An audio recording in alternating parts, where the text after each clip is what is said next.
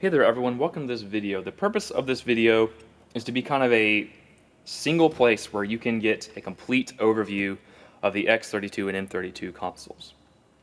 The idea is you get your console out of the box, you power it on from the first time. You can get from that point to professional sounding mix and professional workflow all in one place. I know there's a lot of material on these consoles already. But it's a lot in a lot of different places, and sometimes you have to search terms that people might not know. People might not know the terms patching and routing. They might not know RTA or compression or EQ or that kind of thing. So this is a start to finish guide on getting these consoles up and running. Now, if you're concerned at all that I'm using a Midas M32 for most of this video, and you have an X32, you don't need to be worried at all. The only difference between these consoles is the component quality is a little bit better, and the in and out sound is a little bit better. But other than that, these consoles are virtually identical. For this first section of the video, we're going to be going over basics. These are things that a lot of people take for granted, but some people don't know them. So we're going to be going over some of the most basic fundamentals about these consoles and about sound in general. So for example, I have an X32 here that I'm going to use just to kind of show you the in and out of the console on the back. So we have 32 XLR inputs. This is of course where you plug your microphones and wireless microphones, direct boxes, things like that. They get plugged into here. The console has 16 outputs, and as is out of the box, the console automatically puts outputs left and right from the console onto outputs 15 and 16. So the cable that goes to your left speaker is plugged into output 15. The cable that goes to your right speaker is plugged into output 16. We also have 6 aux inputs, 5 of which are 1/4 inch and 1 of which is RCA. This is where you'll plug in things like your computer or a tape deck or an iPad or anything like that that's running extra music or something like that. In addition to the basically 14 outputs you have here, you also have 6 outputs you could also use here. If you're using the digital snake, you'll plug it into AES50A. If you need to duplicate the inputs of the console to maybe a monitor or broadcast console, you'll use AES50B for that, and we'll go into that later. If you're running like P16s or personal monitoring stations local, you'll use this. If you're running recording or playback for maybe like a virtual sound check, or maybe you're running signal out from the console to a computer and back in, you'll be using this, which again we'll go into later. So you get the console out of the box for the first time. The console works straight out of the box. You don't have to say, put the mains left and right on buses 1 and 2, for example. You don't have to do that. It's automatically patched to outputs 15 and 16 in the back of the console. So you don't have to do anything weird to get the console working. So don't do anything weird. It works as is. Now, if you have to use the digital snake, it's just a few button clicks away from working. We'll get to that in just a minute. Let's talk about a few global settings just to pay attention to. For one, if your sample rate is set at 44 kilohertz, 44.1, just go ahead and put it at 48. It just makes the sound just a tiny bit more clear in the high end. It's probably not something you won't even notice, but it's there, so click it in at 48 if it's not already there. Of course, you can set your day and time, and you can adjust how bright the channels like the screen is, how bright the LEDs are, and how the contrast for the channel strips. A few other things to pay attention to: safe main levels. If this is clicked on, every time you turn the console on, the main fader will be all the way down. And I don't suggest this because I have gotten calls before where people needed me to fix their console because no sound was coming out, and it was just because they didn't know to look for this. So I don't usually recommend having that. Of course, 12-hour clock mode, most people think in 12-hour clocks, so I would suggest 12-hour clock mode. And pretty much everything else here we don't have to worry about for right now. So like I said, if you're using completely local inputs, like an analog snake, the console works straight as out of the box. If you're using the digital snake, like the S16, S32, or the DL32, anything like that, then you have to change just a few things to get the console working. All you need to do is go to routing, and you just need to think about where you want your digital snakes to show up on your console. So for a lot of us, we'll probably put our wireless microphones local to the console, right beside the console. So we'll leave our faders 1 through 8 seeing signal from local 1 through 8, which is the physical jacks in the back of the console. And then for channels 9 through 16 and 17 through 24, let's say we want to see that signal from the S16s or S32. So all we need to do is go down here, AES50 A1 through 8, and that's going to see signal from your digital snake, the inputs 1 through 8 on that digital snake. And then 17 through 24, you want it to see signal from 9 through 16 on the digital snake, same thing. AES50, A, 9 through 16. Of course, you could program these to be 9 through 16 on your 9 through 16 and 17 through 24 on your 17 through 24, but it's not required. So if you're using a digital snake, now your console will interface with digital snake exactly the way you programmed it, because the console works completely fine. You don't have to change anything weird, make anything weird happen to it. That's all it takes. Now, if we hit one page over, we will see the outputs that our S16 or S32 or DL32 or whatever is seeing.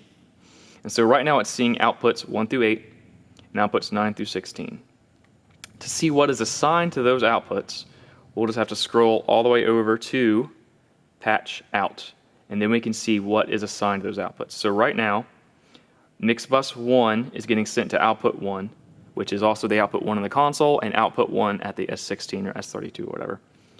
And it's linear all the way down, until we get to output 15 and 16, which are, as I said, naturally, straight out of the box, are left and right speaker outputs. So again, like I said, this works. This automatically, straight out of the box, this works. You don't have to really change any of this.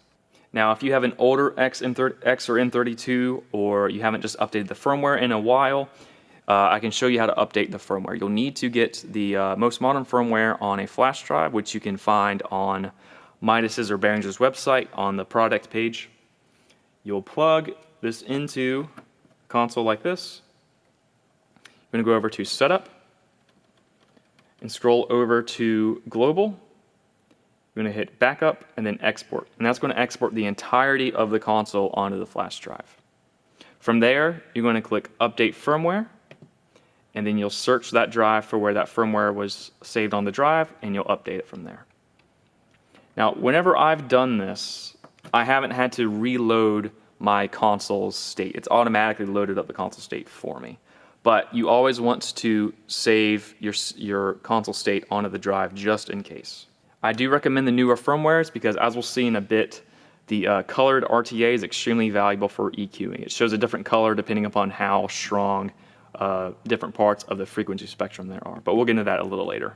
All right, let's talk about basic layout of the console. And again, this is really basic stuff, but it's a lot of stuff people take for granted. For example, I've gotten calls before where people thought that to have maybe channel 1 on, they had to have this selected. They had trouble understanding the concept that these are pages, basically. So instead of having 32 individual faders, it's 16 faders that are basically layered on top of each other. So these are not required to be pressed on for these channels to be on. You don't have to select the channel for that channel to be on.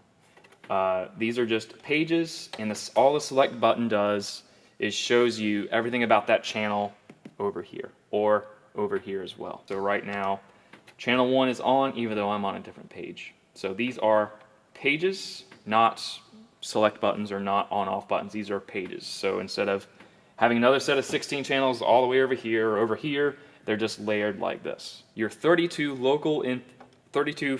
main fader inputs are on these 2 faders. So I could just make a pretend mix here, and I now have my 32 faders here.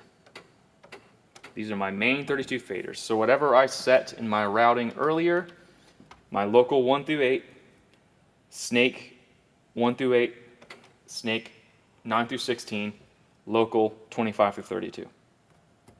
That's what these faders are here. Aux inputs. These are the physical aux inputs that we looked at earlier.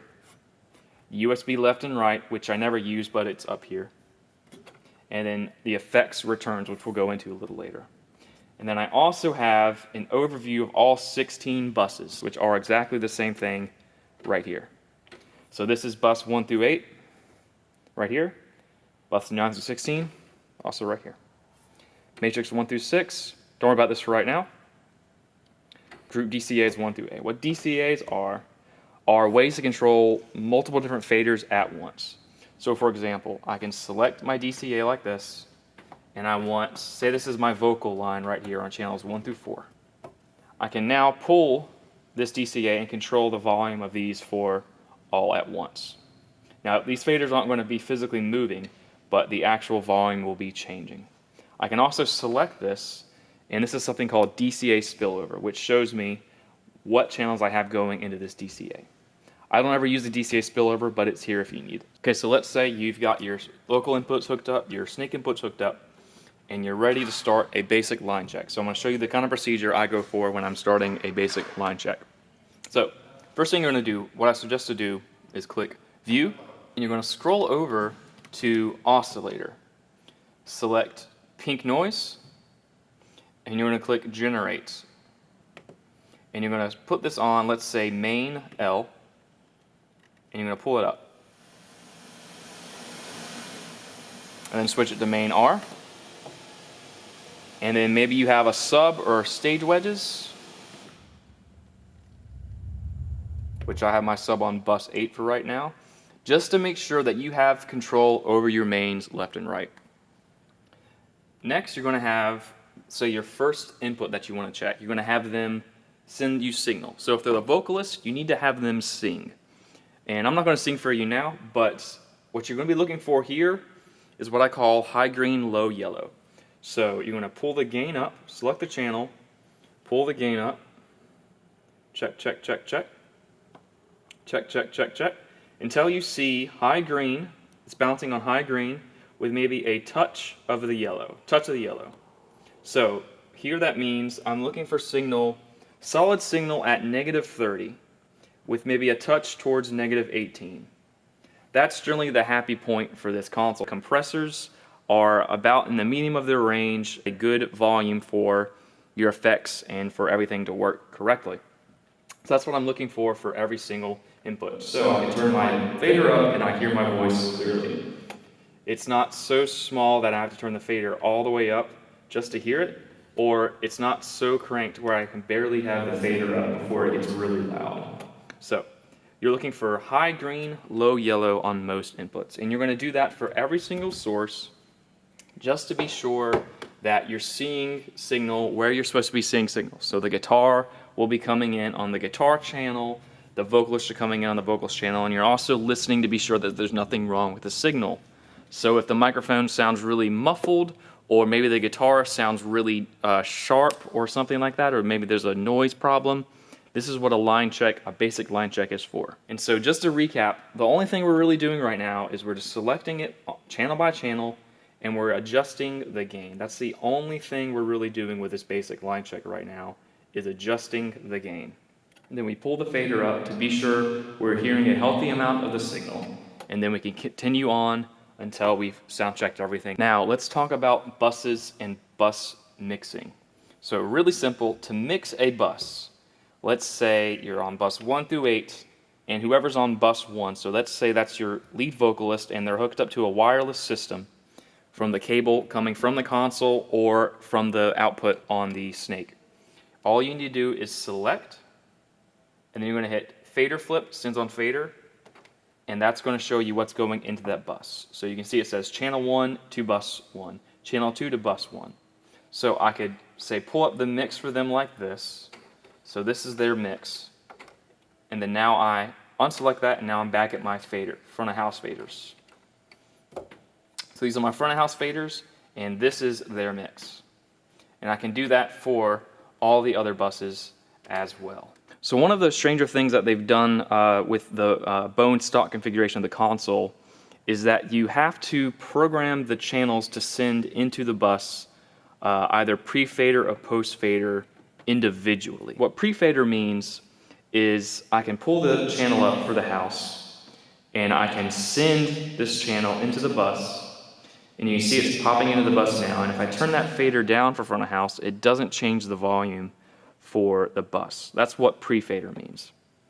What postfader means is that the volume that goes into this is also dependent upon the main fader. So you can see as I pull the main fader up, the volume into the bus gets louder, and then it goes back down as I pull the fader down.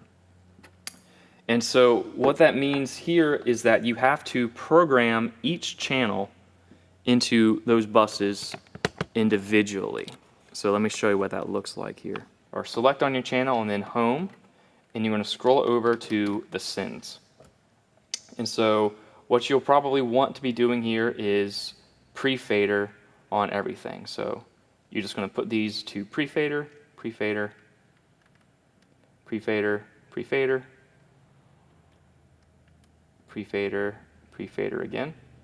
And now 13, 14, 15, and 16 are our effects. And so we're not going to bother with those. So we're just going to put these at prefader.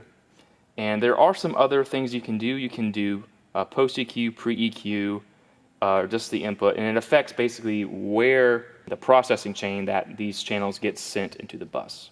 Don't worry about most of that for right now. I honestly just suggest prefader, which basically gets all of the front of house processing and up to the fader. Everything else but the actual main fader volume is what these get. The unfortunate thing, what I was mentioning, is that you have to do this for every single channel.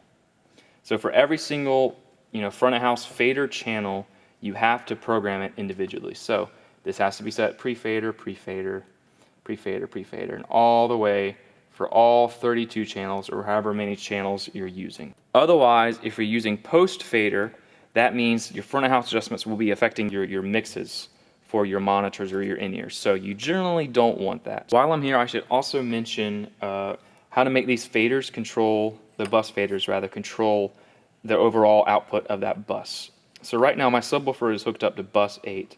So if I pull my voice up in that subwoofer, you won't be able to hear it super well, but check, check, check, check, check, check, check, check, check, check, check.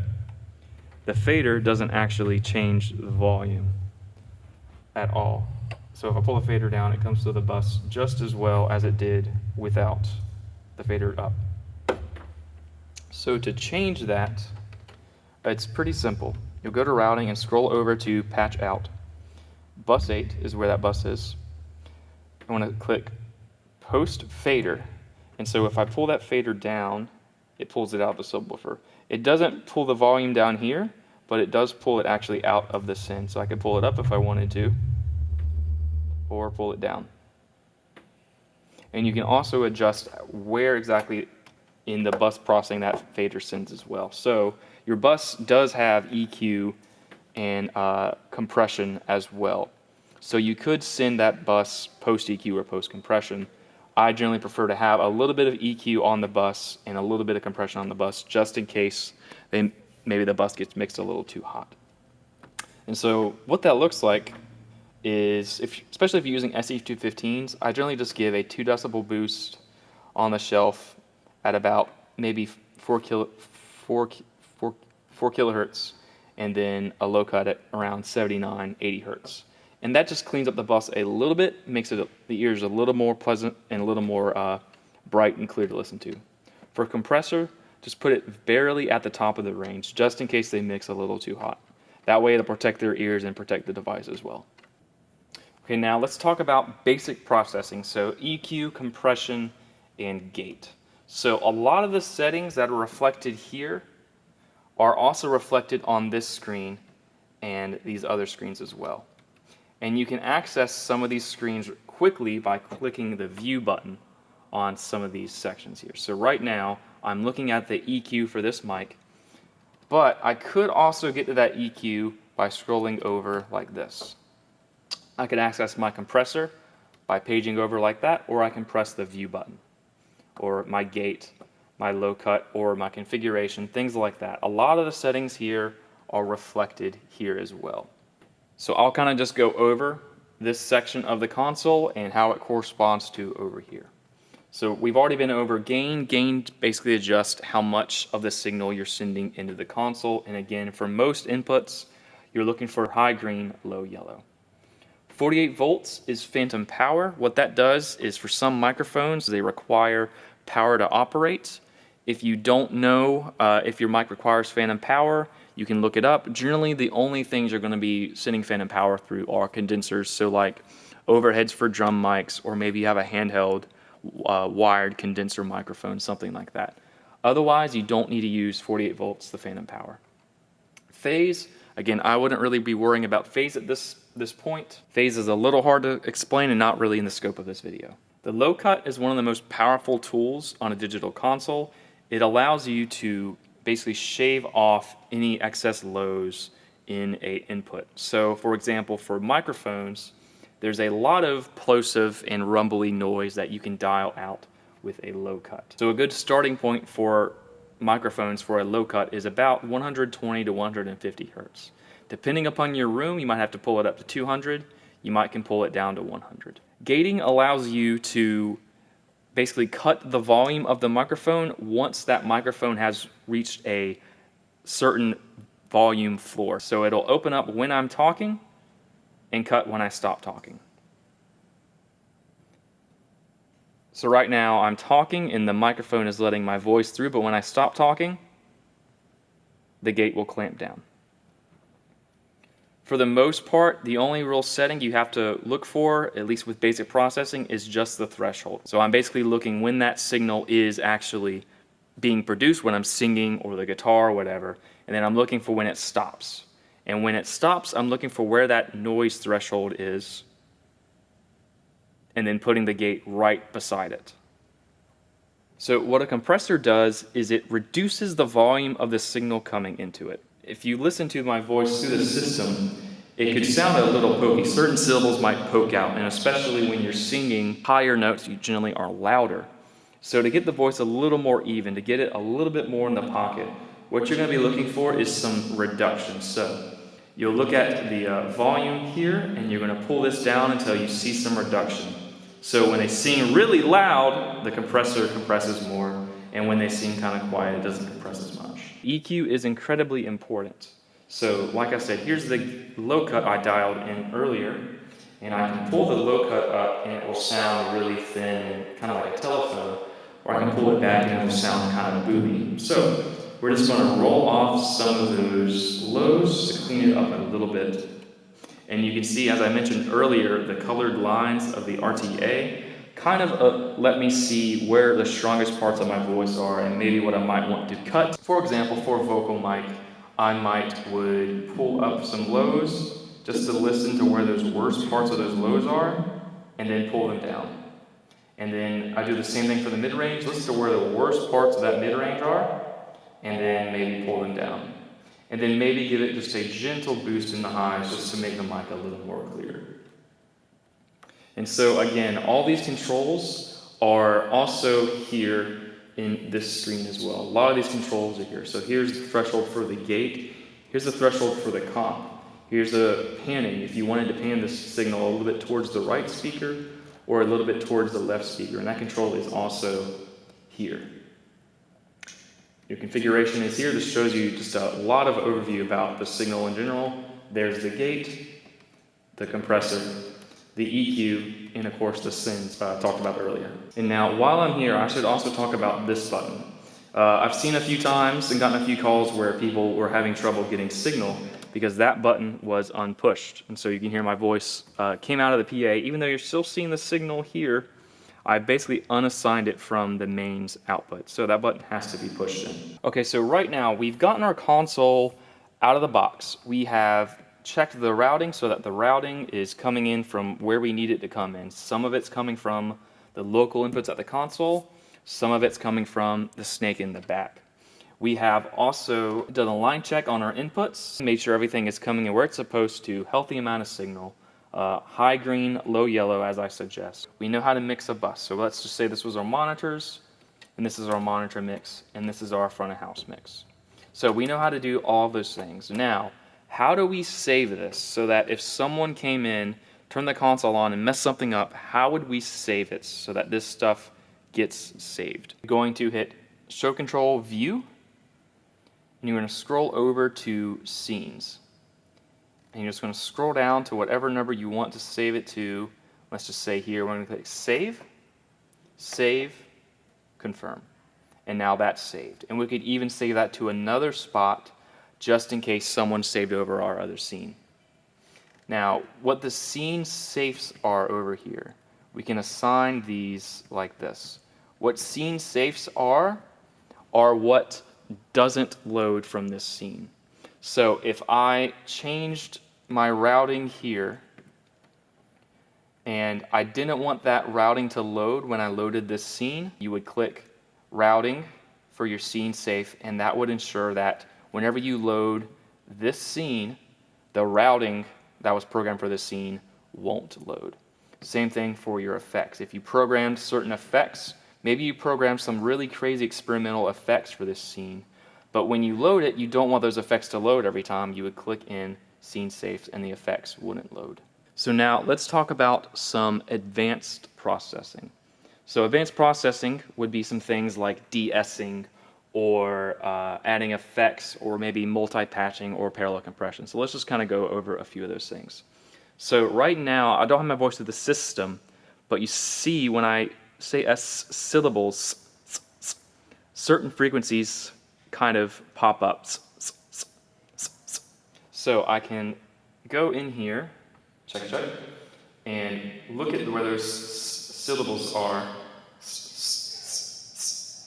and I can use something called seek and destroy, where I'm basically sweeping through the frequencies to find where that frequency is exactly, and then pulling it down. Although with an RTA, you don't necessarily have to use that unless you're having trouble finding exactly where those syllables are. For this, I found that pretty easily because I can see it in the RTA, so I can just pull that down like that. So let's also go over a little bit more about these EQ controls and what they look like. So I'll reset the EQ. Again, you start out with a low cut for free, and then you have 3 bands of parametric EQ ready to go. What a parametric EQ is it allows you to boost, it allows you to sharpen or widen that boost, and it allows you to sweep around wherever. So for example, when I made that earlier EQ, all I did was sweep around until I found where it sounded the worst, then I cut it down. Sweep around until where it sounds the worst, and then cut it down. Sweep around to where it sounds the worst, and then cut it down. And then I also have a high shelf, which you can use to boost the highs overall. Now, generally, these work for most inputs. This setup works for most inputs. But you can also change what type of EQ each one of these bands are. So for example, you naturally start out with a high shelf, but you can turn it to the right and then get a high cut, which would be useful for like maybe an electric guitar or a bass guitar. Or you can also change it into a vintage EQ, which is just a wider, more musical sounding parametric EQ. You can change it back into a parametric EQ. You can change it into a low shelf, which boosts lows past a certain point. Or you can change it into another low cut if you wanted to. Let's change it back into a high shelf. And you can also do that for any of these other bands too. So I could change this into a low shelf. I could change it into a high shelf, another high shelf if I wanted to. You can do many different things with that. But like I said, most of the time, this setup works. At the most, you'll probably find yourself maybe turning this into a high cut. But other than that, how these bands are set up will work. So all you have to do is sweep around, cut at a few spots where it sounds the worst, and you're good to go. Let's talk a little bit about parallel compression and some of these other compression tools. So right now, I generally leave these set. These do things that are valuable, but generally how these are set work pretty well for most sources. You do have gains. So if you notice when I talk, I do get maybe 6 decibels of reduction of gain every now and again. So what I could do is pull my gain back up 6 decibels. So the signal is still compressing, but I've boosted the signal up 6 decibels rather than having to boost it up 6 decibels at the fader. Another thing you can do is adjust the mix of the compressor, and that is right here. So right now it's 100% of the compression sound through the system, but I could put 50% of it, and that way it would be half the compressed sound and half the dry sound. This is something called parallel compression, and there's other ways to do it, but this is one way. So this way you get the original punch and attack of the signal, while also getting a blend of the signal that's been compressed. So for vocals, this isn't usually useful, but for something like a drum or maybe a guitar or a bass guitar, parallel compression can be very useful. Let's also talk about multi-patching an input. But say, for example, I had a bass guitar coming into the system, doom, doom, doom, doom, doom, and I wanted to keep one channel just for the lows of that bass guitar, and another channel just for the highs or the pick attack of that bass guitar. So what you could do is I could say, maybe I'm going to dedicate this channel just to the lows of the guitar. So I'm going to pull that high cut and pull it all the way back to just get those lows. And maybe I can even boost those lows a little bit. So you probably can't hear it super well through the sound system. But, so let's just say that's my lows channel. And then on channel 2, I want that to be my highs channel. So to get that to be my highs channel, all I have to do is go over to config and tell it to manually look for in1. And so now, I'm going to pull up my channel 2. Now I have that signal duplicated onto my channel 2. So even though I'm on channel 2 and I've told my routing to look for local 1 through 8, I can still duplicate that channel onto another channel. So now I can program this one just for my highs. So right now it's just my highs, and then I can blend those two channels. So I can show you that. Check, check, check. You can see I now have two channels, one of which is just the lows, and one of which is just the highs, and they're now blended together. People use this for bass guitars, people use this for kick drums. You could also use this for mix one channel compression and one channel without compression. Maybe that's another way you wanted to use parallel compression, or maybe you wanted to EQ one channel differently, maybe make it have some different space. Maybe you wanted to add an echo on one of the channels and an echo not on the other one of the channels. Lots of things you could use that for. The last bit of advanced processing I want to talk about are the effects. They're naturally programmed right here. So, and the way you get signal into those effects is the exact same way you mix a bus normally, because these are buses. So you're going to select that channel, sends on fader, and then you're going to send into that effects bus. So now there is a reverb on my voice. And those inputs we were talking about earlier, right here, that's where the returns for these effects are. So I pull my vocal up, and you can see the reverb from this send is now returning right here. So my vocal gets sent into the reverb, and then that reverb processes the signal, and it comes back in right here. So if I turn this down, the reverb goes away. I could turn it up and get more reverb too. I could even turn this down and get less reverb or more reverb. And of course you can do this for the other effects as well. The effects button is right here, and it shows you what effects each one of these are assigned to. So effects 1 is here, effects 2 is here, effects 3 is here, and effects 4 is here. And this allows you to adjust the effects, what the effects are, or the parameters of the effects. So if I wanted to change this vintage room to, say, a gated reverb, I would just do that here, and then I would click set. If I wanted to change it back, I could put that back in there. I can change it to any one of these effects. I also have some controls here that I can set for the effects, but I can also set for other things.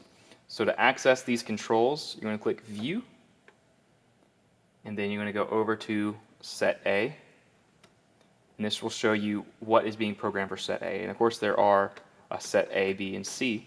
I generally only ever use the one set, and it's only really for mutes.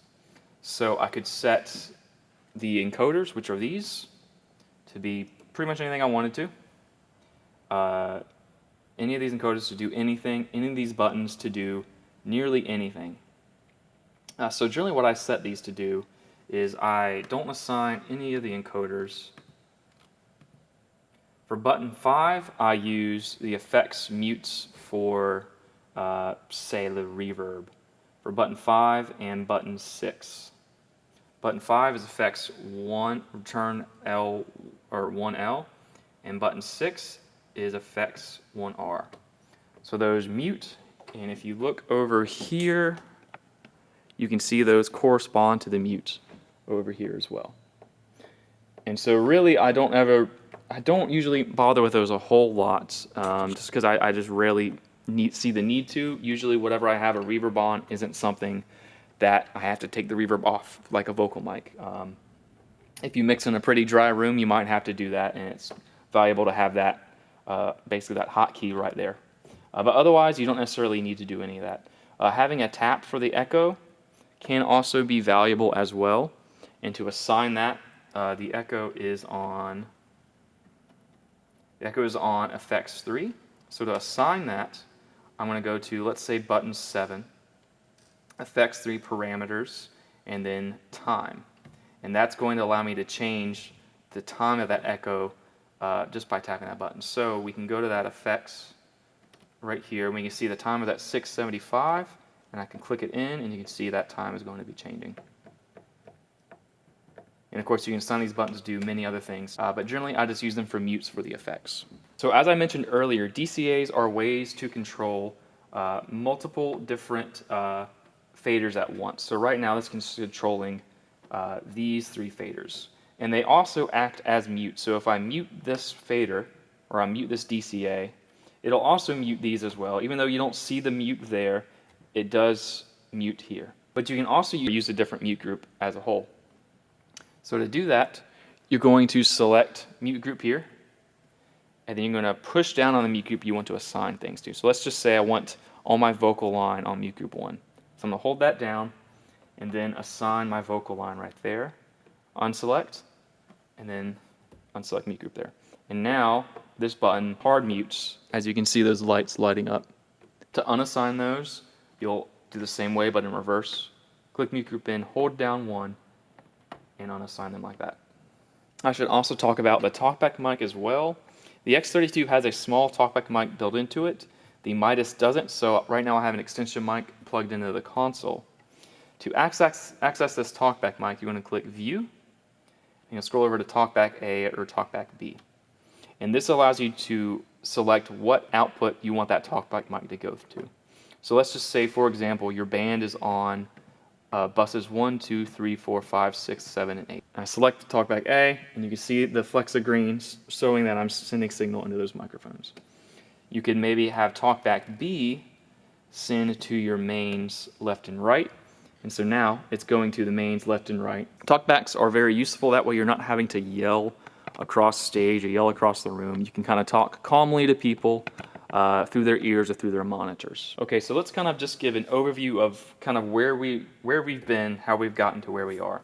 We started out, we took our console straight out of the box, and as we noted, the console works straight out of the box, you know, especially if you're using local in and out. If you're not using local in and out, you just have to change your block inputs to see signal from the snake where you want to see the signal on your faders. We also talked about how to mix a bus, which is really easy.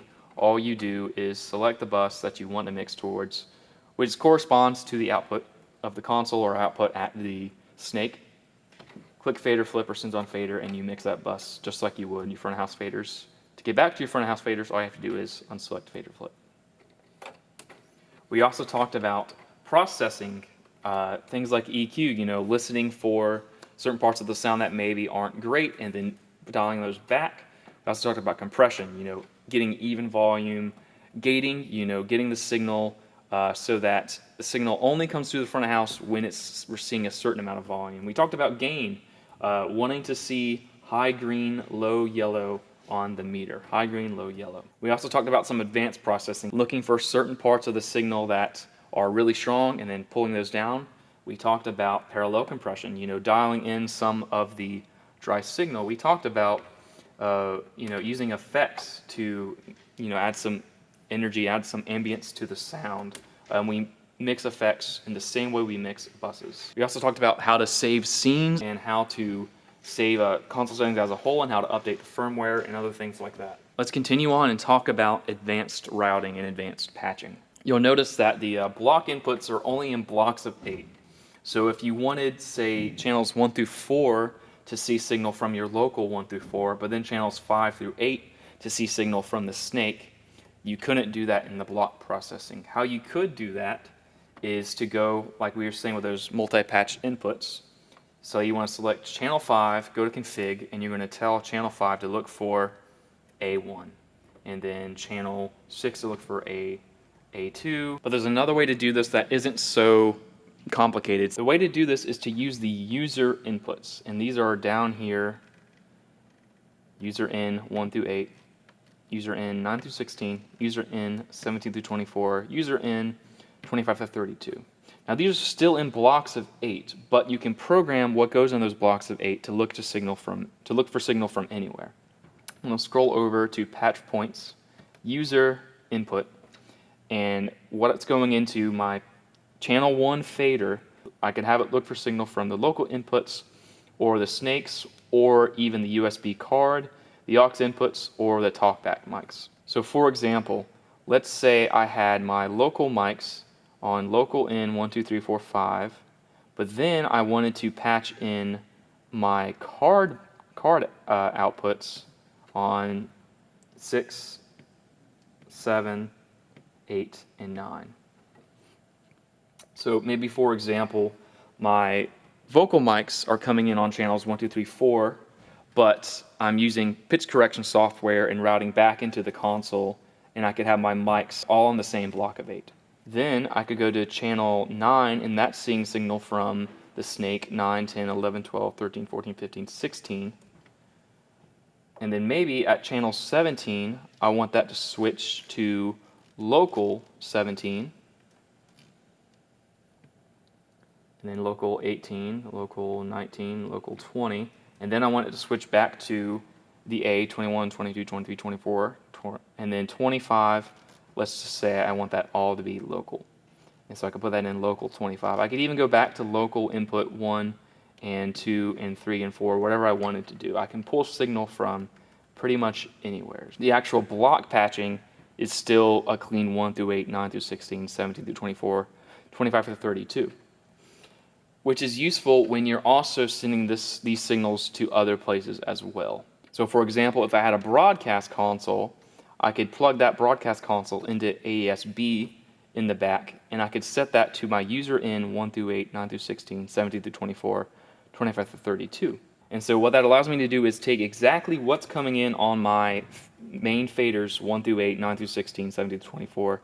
It allows it to send it exactly the same over to the broadcast or the monitor console. So that way I can mix and match what comes in on my faders 1 through 8, 9 through 16 without having to sacrifice, blocks at a time, whole entire 8 blocks at a time, because I can program my user blocks to see signal.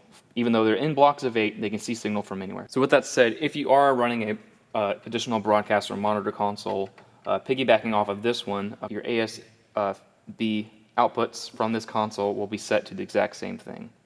And of course, these user inputs are exactly what you've programmed over here. So those two consoles are going to be seeing the exact same signals. I should also mention how to set up the mono center. This could be useful for a subwoofer, or if you wanted to set up an LCR, left center right setup. Although I do suggest, if you are doing LCR, that this console isn't really set up for LCR, at least not easily, so you might want to look into setting up an LCR in a different way. But to set this up, you'll need to go to routing and then your output. And you'll need to sacrifice one of these outputs for your center bus. So let's just say 15, 16 are your mains. Let's just put output 14 as the mono center bus. So the output 14 of this console plus output 14 at the back, or at your snake. You're going to change the category and the out signal to main MC. And that's it. That's all you have to do. So now, whenever you pull something into the mono center, it'll start sending out through that cable that you've programmed, which is output 14, XLR output 14, will be seeing signal.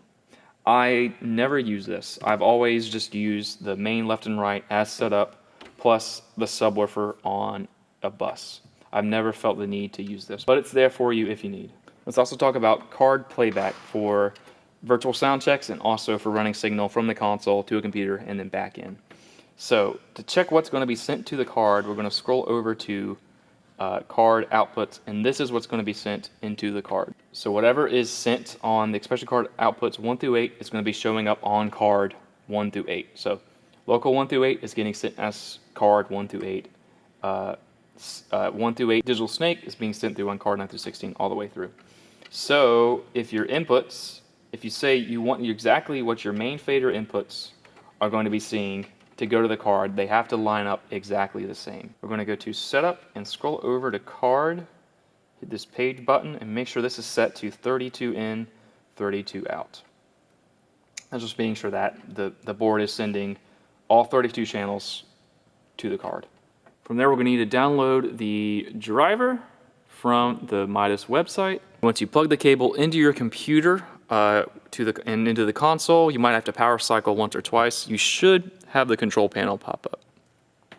So you're going to be looking for the current sample rate of the console, 48, which we assigned earlier. Buffer settings, I usually set 256 to safe mode. So that's about 7 milliseconds in and out, so 14 milliseconds of latency round trip. I'm using Reaper for this demonstration. You're going to go to Preferences, your audio device, System ASIO. You may also need to download the ASIO driver if you're using Windows. You look for DN32 Live USB. Enable inputs, of course.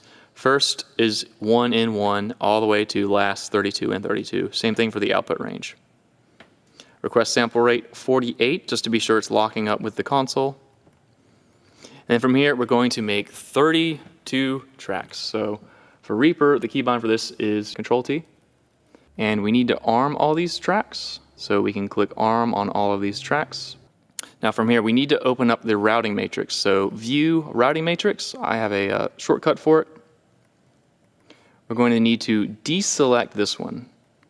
What this does is basically tell everything to go to output 1, which is not what we want. And so what we need to do is tell output 1 of the computer to go to output 1 of the card. And we're just going to basically do this all the way down. So output 3 of Reaper is going to go to output 3 of the console. Basically a diagonal line all the way down to 32 channels. And so once you're done with that, you should have 32 going into 32 all the way to 1 going to 1. And now we're going to do basically the same thing, but for the inputs now. Now we're going to assign Reaper to see signal from console 1 onto track 1, and then console 2 onto track 2, all the way down to 32 channels. So now when you're done, your inputs should look like this, and your outputs should look like this. So basically, again, all this is telling you is the output of 1 is going to your console 1, and the input of track 1 in Reaper is seeing signal from the console at 1. So just to prove to you that this is working, you can see on input 1, I have this microphone hooked up earlier, popping up on input 1, and of course I could hit record and it would record the audio from the console.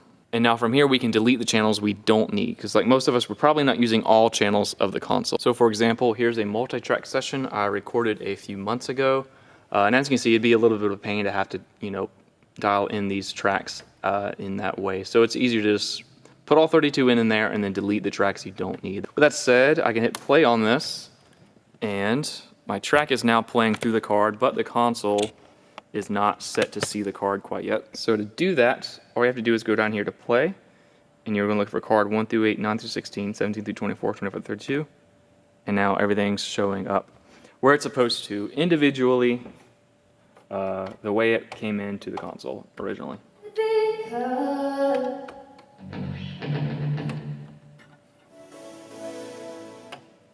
Alright, so let's just give a quick recap of everything we've gone over. So we've basically taken our console out of the box, and again, I've encouraged you, before we even start pumping signal through it, the console works as is. If you need to switch in from local routing to snake routing, it's really simple. It's just here. It's just simple.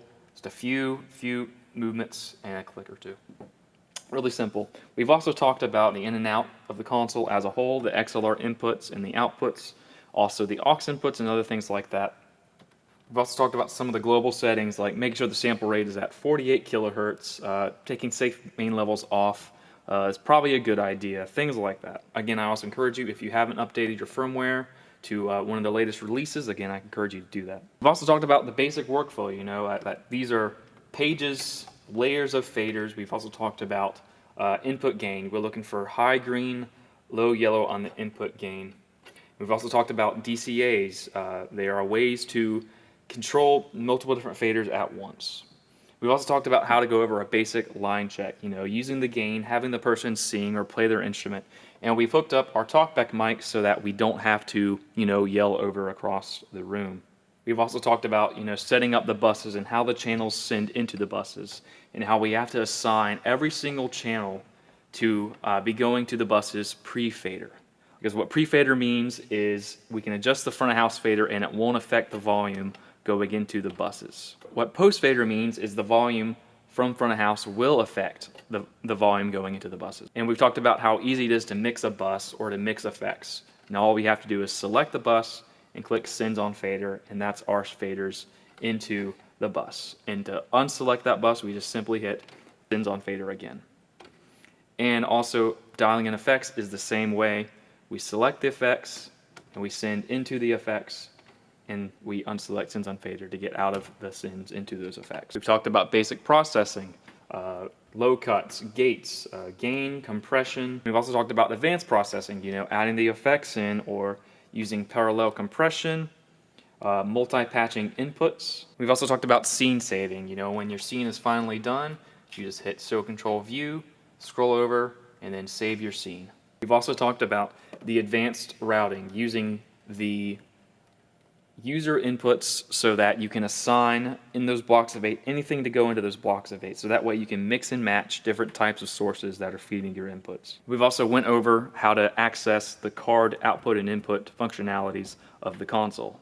And so now I'm going to give you an example of a full mixdown, what that looks like and kind of how to handle that, and also some more in-depth information on equalization, compression, kind of what to listen for.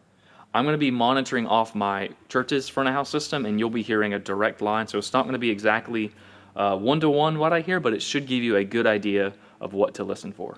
Let me just give you an overview of what my channels look like. So my vocal mics are coming in here. I have an ambience mic here, bass, piano, electric guitar, acoustic guitar, stereo backing tracks, click cue track, and my drums are here. Not using any of these channels. Buses are here for the musicians, my subwoofer is here, and my effects are right here. My DCAs, I really don't use a whole lot. I just give a bit of boost to the vocals just to give them a little bit of extra presence. Everything else just basically stays the same. I did forget to mention how to adjust scribble strips. So to change scribble strips, you're going to select whatever channel it is you want to change. Set up, and you'll scroll over to name/icon. You can change the color, you can change the picture, you can change the name of the picture, you can change the name individually. So that's how you adjust scribble strips. Okay, so now let's get into a mixdown. So just like I mentioned earlier, I'm going to start off my line checks by just making sure I have control over the house. So I'm going to go to the oscillator and making sure I can hear pink noise coming through my main front of house systems. If you have wedges or if you need to check your buses, this is a good place to do that as well. So the first thing I'm going to do is make sure everything is coming in high green, low yellow. So I'm looking for this vocal. Skies to live in color. You have called Looking for us high green, low yellow. in your life. Your light uncovered the world to see now. Grayest skies to live in color. Now I'm using the card outputs, and sometimes the card doesn't output the exact same level as it came into the console. So these gain settings aren't always going to be typical of what you'll actually be looking for live. But that's about what I need to see. Let's check out this bass guitar. It's already coming in at a good level, maybe an extra boost. Piano. Needs a bit of a boost.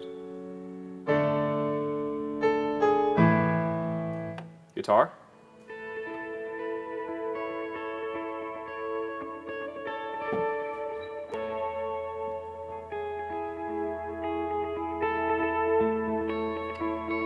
He's playing a bit softer right now, so I'm going to just give him some room at the gain to get louder. Acoustic.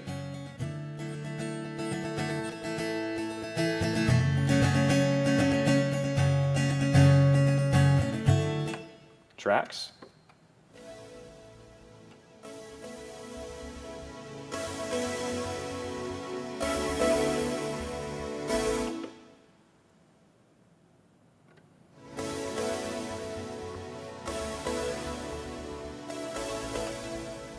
And you'll notice with the tracks, I have them hard panned because they're stereo tracks.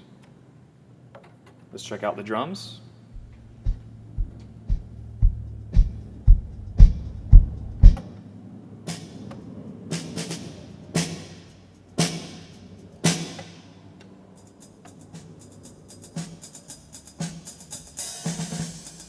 For cymbals are generally the one thing you don't have to shoot for high green, low yellow. Cymbals are such treble instruments and they cut through so well, you generally don't have to have a whole lot of signal.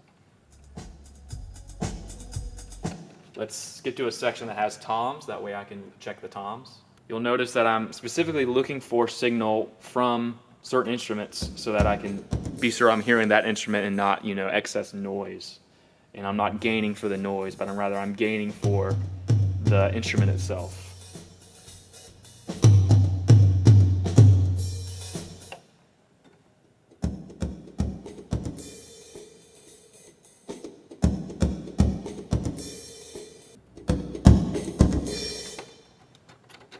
Let's check the other vocals. All life I'm living for love. You all life I'm living for love. You all life I'm living.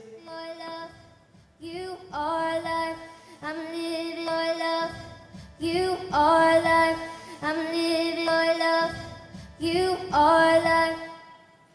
Now you notice I really don't have to have the signal, the faders up very much at all to be checking just their gain levels. I only really have to have it enough just to be sure I'm hearing it correctly. I'm not really listening for volume quite yet. I'm just making sure I'm getting a healthy amount of signal into the console. So now let's start tweaking this vocal to sweeten up the sound, to kind of clear out some of that excess mud that might be in the signal and make that vocal really even, make that vocal really polished sounding. So I'm going to pull up the fader.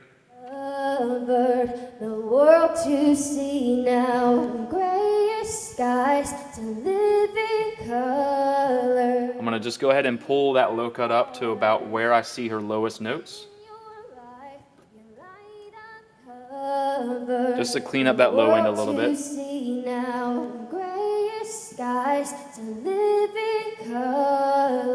I'm also going to pull a bass band just to clean up her low end a little bit.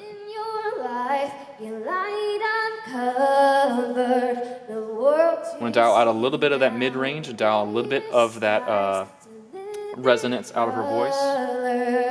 You have called us in your life. Your light uncovered the world to see now. Grayish skies to live in color. I'm going to de-ess her voice using Seek and Destroy, which we went over earlier. In your life, your light uncovered the world to see now. Grayish skies to live in color. You have called us. I'm going to give her voice a gentle boost in the highs, just to add the air of her voice in. World to see now, grayish skies to live in color. You have called us. Now for compression, you can probably hear some of her syllables are poking out a bit louder than would be ideal. So I'm going to pull that compressor down pretty hard, so that way her voice becomes really even. So I'm going to use a knee of 3, ratio of 3, and pull this threshold down pretty far. The world to see now, grayish skies to live in. So now you can see that compressor is pulling down those really forward syllables. In your life, your light uncovered the world to see now, grayish skies to live in. We can kind of hype this vocal up a little bit more by giving it some chorus. You have called us. In your life, your light uncovered Give it some echo. the world to see now, grayish skies to live in color. Or some reverb. You have called us. In your life, your light uncovered the world to see now. But my room is really reverberant, so I usually don't use any reverb. I very rarely even use the echo. Let's check out this harmony vocal.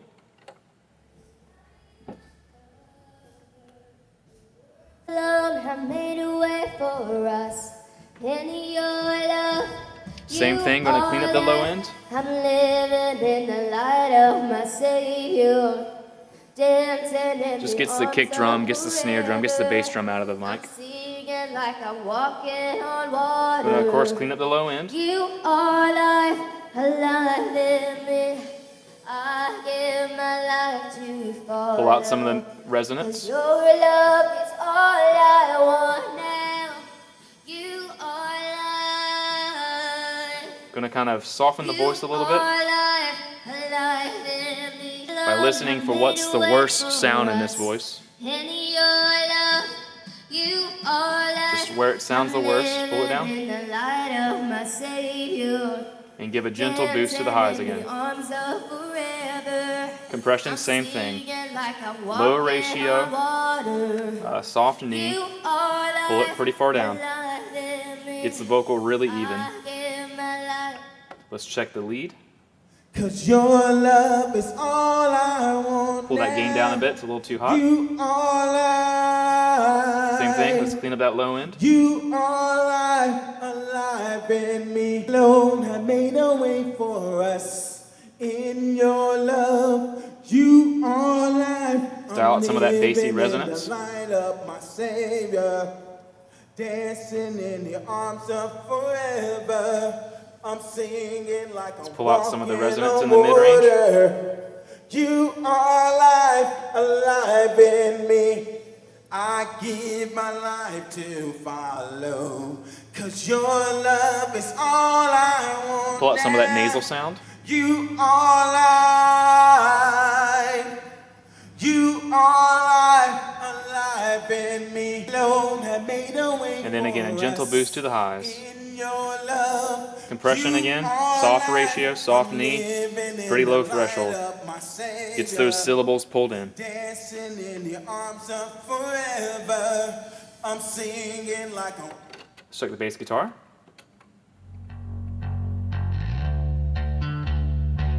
I will say this bass guitar is an atypical bass guitar. Most bass guitars I work with sound like this. So to actually have that clarity in the top end is pretty rare, and I value that clarity because clarity is what contextualizes this as a bass guitar, not just a random low-end pulse out of nowhere. So I'm going to be sure that pulse or that clarity up in this range isn't taken away. So just pull a low cut up, again just to clean up the lows, clean up anything down there we don't really need. And give it a boost to the low end.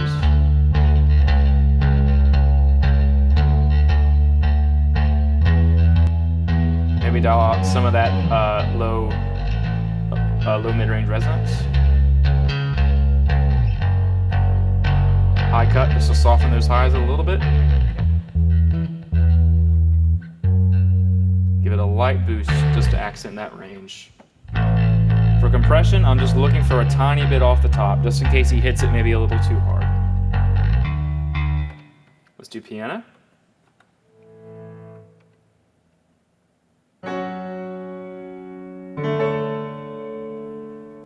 This is again an atypical piano. Most pianists usually play really close voicings, and they play really dense voicings. These voicings are far apart and the rhythms are pretty simple. So again, this is a little bit atypical piano, but you're still going to do similar things. You can see how strong some of that mid-range presence is. We kind of need to dip that down to make room for the guitars and make room for the vocals in the tracks as well. So again, pull a low cut up to those lower notes. Let's pull out some of that honky mid-range.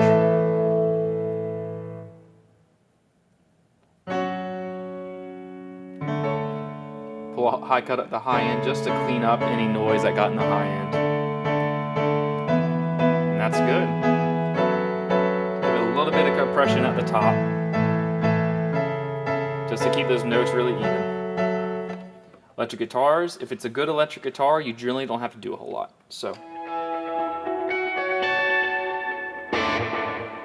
again, low cut just to clean it up.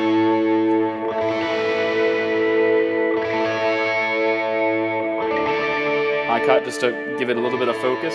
Let's pull out some of that excess mid-range.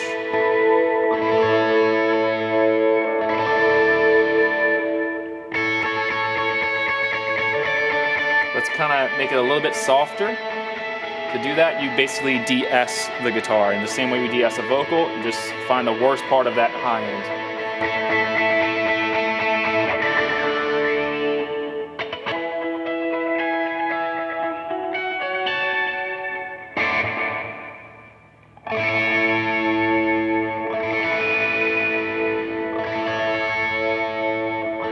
Usually in the upper mid-range, lower treble, there's a specific resonance in electric guitar that can usually be dialed out, and that softens it a little bit, makes it sound a little bit more, together, a little more focused.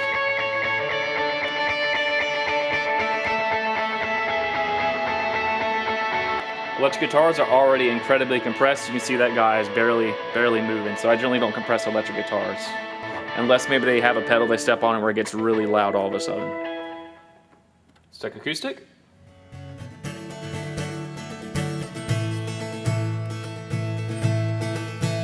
Most acoustics I've ever mixed, and all of them have needed pretty hefty mid-range cuts, just because piezo pickups pick up a lot of nasal mid-range.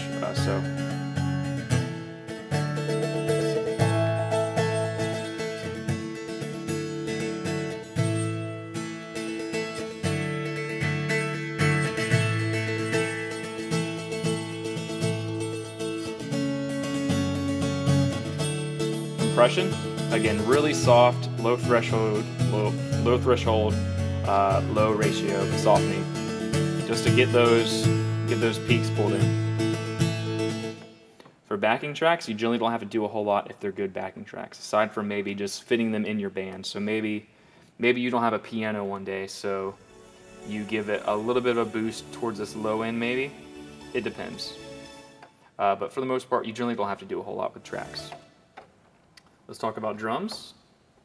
Drums can be tough, especially when they're in an enclosure and maybe you don't have the best kit, you don't have the best mics.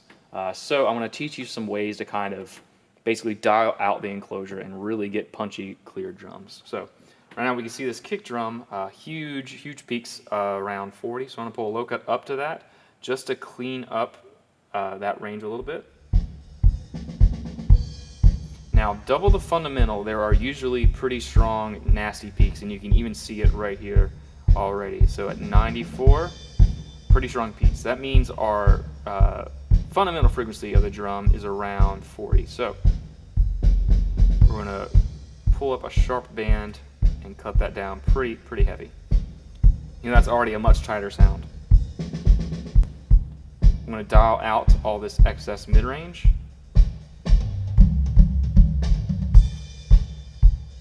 Get the cymbals out of the mic, and let's pull up a bit of that beater attack.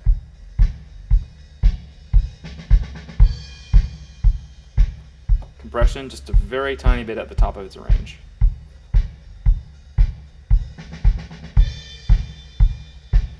Snare drum. You can pull a low cut up that fundamental.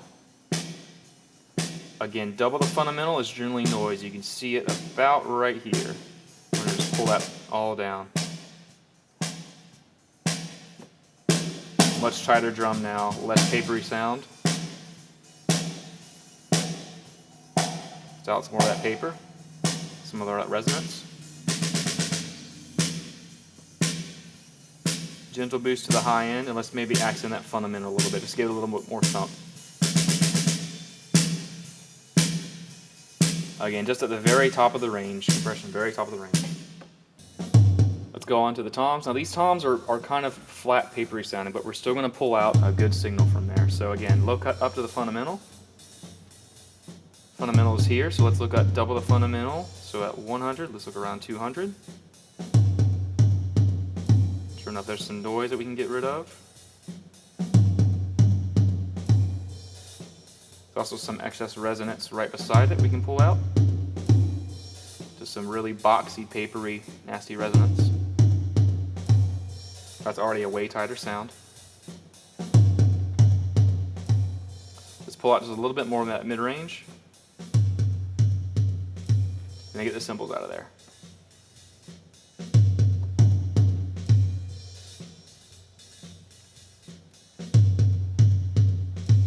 I think I'm going to sacrifice this band to give it a little bit more boost on the fundamental here. And widen this band to compensate. Just a tiny bit of compression at the very top of the range. Now with toms are pretty easy to gate because they're just singular pitches basically. So we find where that pitch is, about 100, 105. So what we can do is we can use a key filter at 105, key filter 105 on the gate.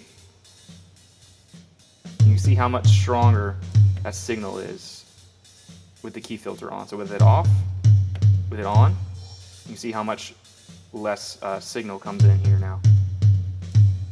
So we can pull that gate up and gate that tom pretty cleanly.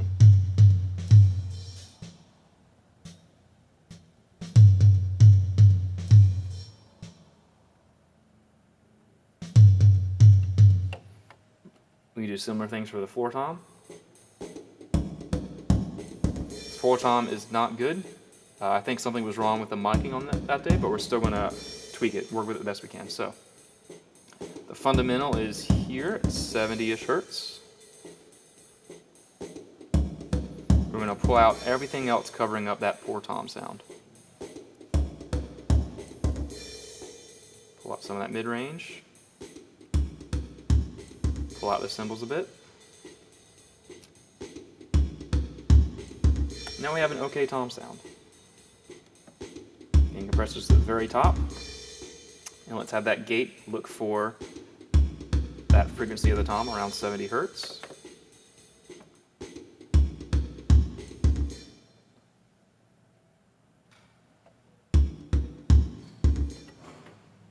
One other thing I like to do is to pan my toms left and right, so the rack tom will be left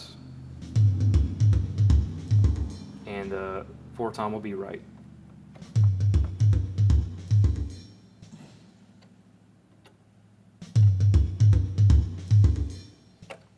Let's talk about cymbals. Cymbals really just pull up a low cut on them. We can also pull out some of the mid-range and maybe pull out some of the worst parts of that cymbal. And same thing for the ride.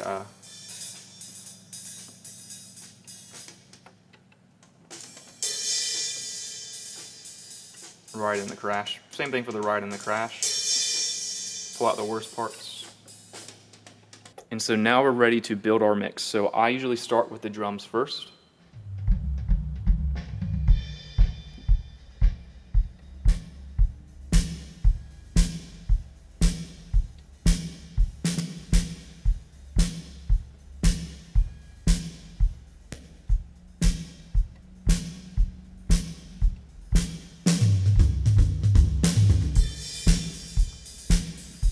Add a little bit of reverb on that snare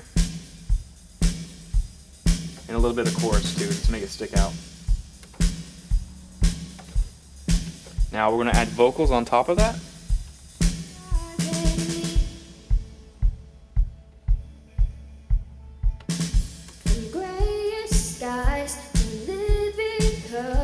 I also like to give chorus on the vocals as well.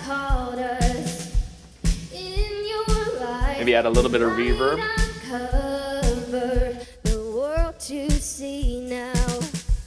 You alone have made a way for us in your love. You are life. I'm living in the light of my Savior, dancing in the arms of forever. Now I'm going to bring the band up to this volume. So I'm going to bring the band up to the volume of this. I don't want to increase the volume of this mix at all. I want to just bring the band up to this volume. 'Cause your love is all I want now. You are life. You are life, alive in me. You alone have made a way for us in your love. You are life. I'm living in the light of my Savior, dancing in the arms of forever. I'm singing like I'm walking on water. You are life, alive in me. one little hack I do is assign everything to a DCA, and then I can pull things out individually. So if I need to listen to just her voice, You have called us. or maybe I want to listen to just the tracks,